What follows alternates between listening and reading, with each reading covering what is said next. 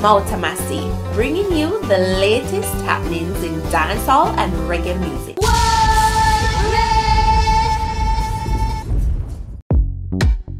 Welcome, it's Mutabaruka, and here are the stories making the cut for today. Tanya Stevens has some questions. Saint Anne man who went viral following arrest to file lawsuits. Mutabaruka condemns Andrew Holness. Love triangle gone wrong. Stay tuned for the stories in detail. And remember to follow me on Instagram at Mota_Masi.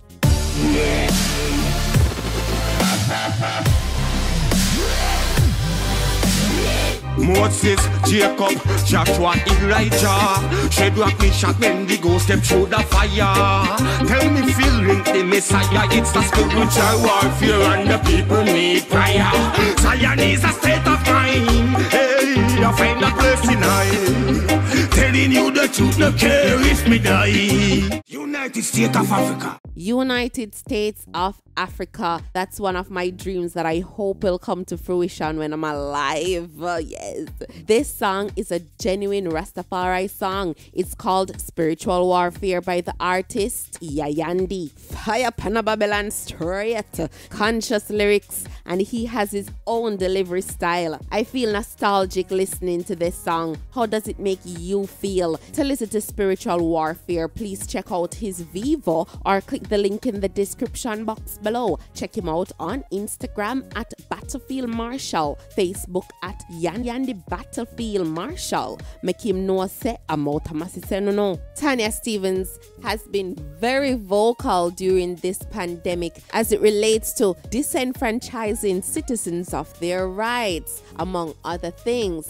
So she took to Instagram. She uploaded this post. It reads, "Months ago when I said in discussion they would be trying to mandate the shit, I was called a conspiracy theorist." Then she captioned that, "To date, still no campaign to promote boosting the immune system. To date, only dismissal of what people have used and proven. To date, only an aggressive push to disenfranchise people of their rights. To date, the cheerleaders are speaking and acting as if those who refuse the needle are automatically infected. To date, the conversation demands that everybody take documented risks which are being downplayed, completely ignoring and discrediting every credible individual who even dares whisper an alternative. Meanwhile, I'm being told I'm irresponsible for demanding answers to practical questions. Next question, will the government be required to disclose how much revenue has been brought in by this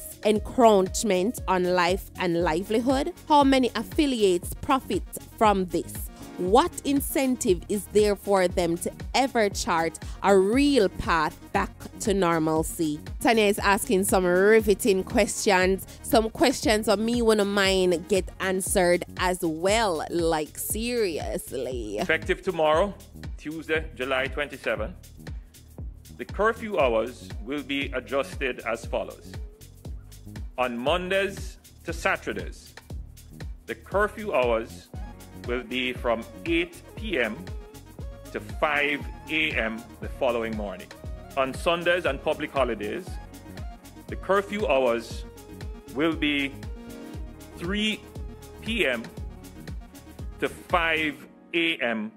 the following morning. Many of you might have seen the video with this youth from St. Anne. Obviously, him upset to the Prime Minister abruptly changed the curfew times, and he took to his social media to air his disgust. But for those of you who did not see the video, let me play it. You start it? Yeah. So, Bumbo Clark and Joe. Holness. Me. Name Shaquille Higgins live on Main Street, man. Come to me now. You're real waste, man. Yo, Batty boy and Joe. Oh, suck your mother. How are you, man? Yo, you that curfew. After man plant the blood clot, Marco Polo come boy. Hey, boy, So after that video was released on social media, here comes another video with the young man in police custody. Check it out.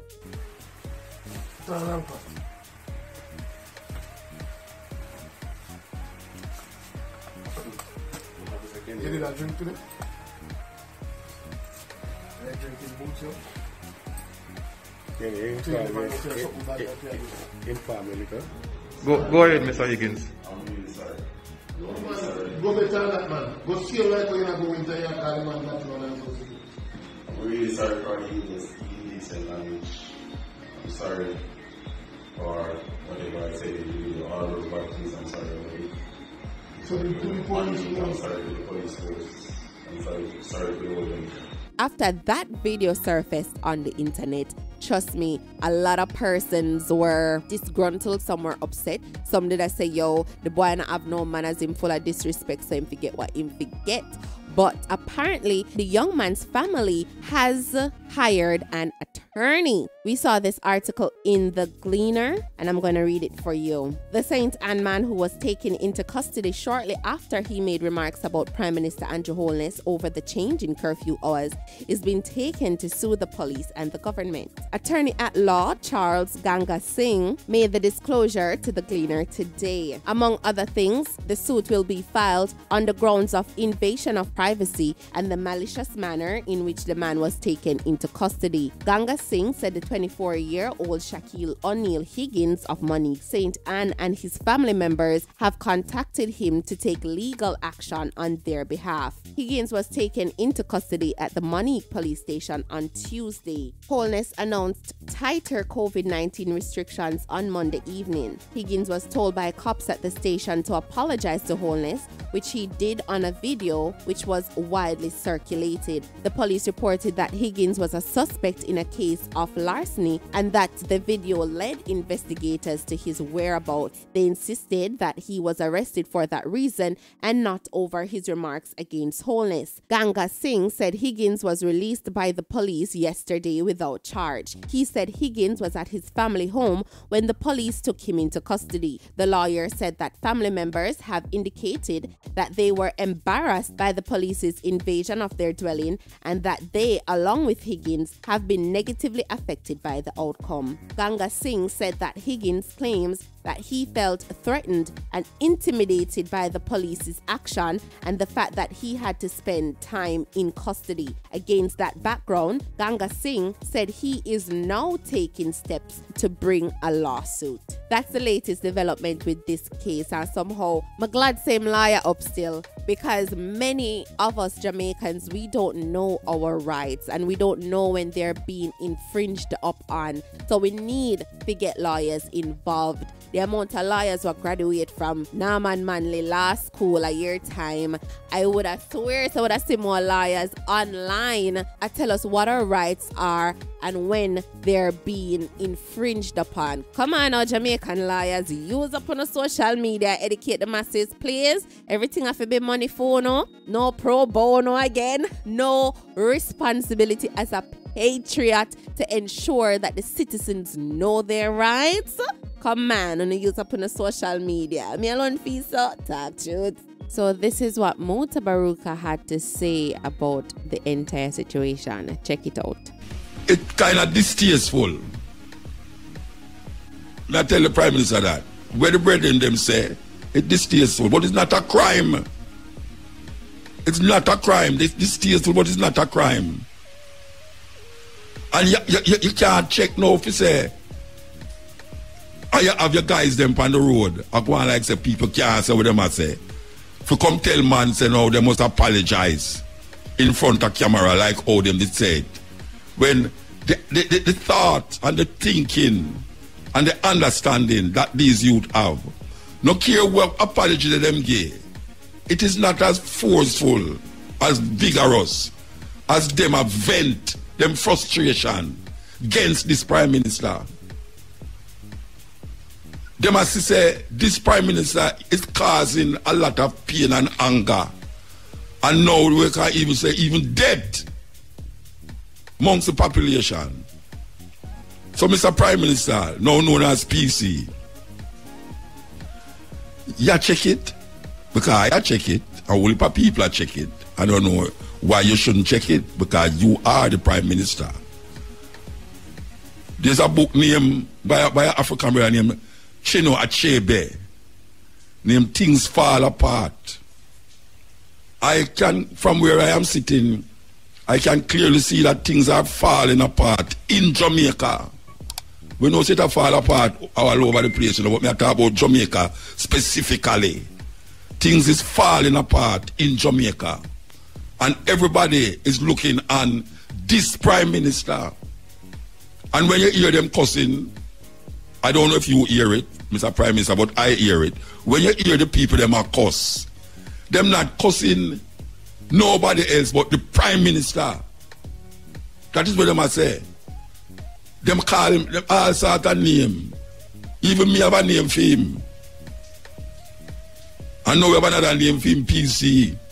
And him give himself broke God and all these things and a palaver in a Clark's booty and a green Clark's booty and all them something there. Stepping razor with a send a message to the Prime Minister. And we want to wrap it up at 3 o'clock here. We'll tell you about this book. Named Things Fall Apart by Chinua Achebe. He's a great African writer where he address certain things. And we are talking about now the distastefulness of messages that is sent directly to the Prime Minister. Not to the government, to the Prime Minister. Now, most of the time you hear people say the government, this and the government, that. But now, on the street, it's not the government, this and this government, that. It's the Prime Minister, this and the Prime Minister, that. Now, this one where them have, where the youth say certain disparaging things against the Prime Minister, and them carry the youth, go to the station, and tell him must apologize. And when the youth start to say what them say must say, them say, no, you must say it like, oh, you did not say it on the video. No, I don't know if the Prime Minister see this video, but it needs some serious things to be done. When police now can take people off of the street, and I tell them, say, they must apologize to the Prime Minister. I mean, really, you must apologize to the Prime Minister. You never threaten him. You never threaten the Prime Minister, and him is a public figure. And then now, when them realize that people are ball out, like me, you know, are ball out, and others are ball out, them say the youth is not that the youth was held for. He was held for robbery. Can you imagine that? It's bad the people them ball out, you know, catch them, and then them let him go. Now we hear that there's a lawsuit, which I totally agree with it, against the government, against the force, because there's no way police is not placed there to take people off the street and tell them must apologize. Then look more you have to torture them, because suppose the youth decide say him not say it, him not apologize. What them would have do? If the youth say him not apologize, they would have beat him. They would have beat the youth. That is where it's there. So I am hearing now that the youth get a lawyer, and I am totally in agreement with it to get a lawyer with it, because this is where we're there. This is where we're there now. When we look on all over the world and we see where we're going, every day you look on TV, you see people that demonstrate. They demonstrate against whole heap of things. From Cuba to Haiti, from France to Germany, Australia, big demonstration in Australia. In America, big demonstration. We not reach a boiling point there yet. But this government is going on like say, them want the people them to take another route. Yeah, them want the people them to take another route by what is happening. The 200 guns. The Minister of National Security, Horace Chang. I hope no more killing no go on, because him reach 800 now. 2 years ago, Horace Chang said him want to see the crime rate go down to 800. Can you imagine that? The Minister of National Security, I say, him want to see the murder rate go down to 800. 800 people and enough people. Well, Mr. Horace Chang, it reach 800 now. That means when we wake up next month, no more crime, no more cigar, because you reach a thing. But it's 6 months that. 6 months gone a year, and it's 800 murder take place in Jamaica. So what are they doing? for us to feel justified for saying, well, you know, them really do a good job. No good job is being done. None. Them not doing no good job. And may I tell you, say right now, the only positive thing people can look forward to now is COVID. Because now people negative become positive now. The only positive thing them can look forward to is COVID. It's a serious thing when it reach a level there. Serious thing when it reach a level there. Why I see that story, a massive, I said to myself, I have to come read it for the massive. I have to. It's serious. It's serious. But me have to laugh sometimes. It's serious though, you know. You ready? Here goes. A love triangle involving members of the JCF turned ugly yesterday following altercations involving a male constable and 2 female cops, both of whom are said to have borne a child for him. One of the females, who is assigned to a specialized unit of the force, was allegedly shot by the male constable with whom she was having a romantic relationship. Her injury is not considered life-threatening. The bizarre series of events, which culminated with the cop being injured, began at a police station in the corporate area and continued to Old Harbor in St. Catherine just after midnight, when the male cop, who is part of an elite unit, reportedly pulled his weapon and fired 3 shots. A preliminary report seen by the Star indicates that the male cop, who is on vacation leave, went to the Franklin Town Police Station in East Kingston, where he was visited by one of the female constables. While they were there, the other female cop showed up, and from there, things got ugly. A dispute developed between all 3, which resulted in the female cop, who arrived last, pepper spraying the other female cop. The dispute was quelled and all 3 cops left the station. However, sometime later, according to the report, the male cop met up with the female constable who had been pepper sprayed and drove her to her St. Catherine home, only to find the other female cop in the car parked at the gate. It is reported that the male cop and the female cop, who had been pepper sprayed, left and headed to the Old Harbor police station, but were followed by the 3rd cop. The Star understands that after they arrived at the station, the male police noticed that the car being driven by the other female cop approaching in a threatening manner. He reportedly pulled his firearm and fired 3 rounds into the ground.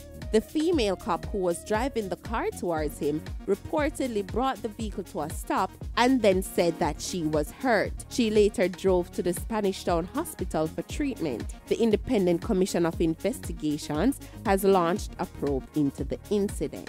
So that's it for today. Massive Martin, a big up on a nice clean self, enough love, enough respect. Blessings upon blessings upon blessings. Positive vibrations going out to the massive. I'm out of Massey. My God. Massey. Covering the latest in Jamaican music and culture. Like, share, comment and subscribe now.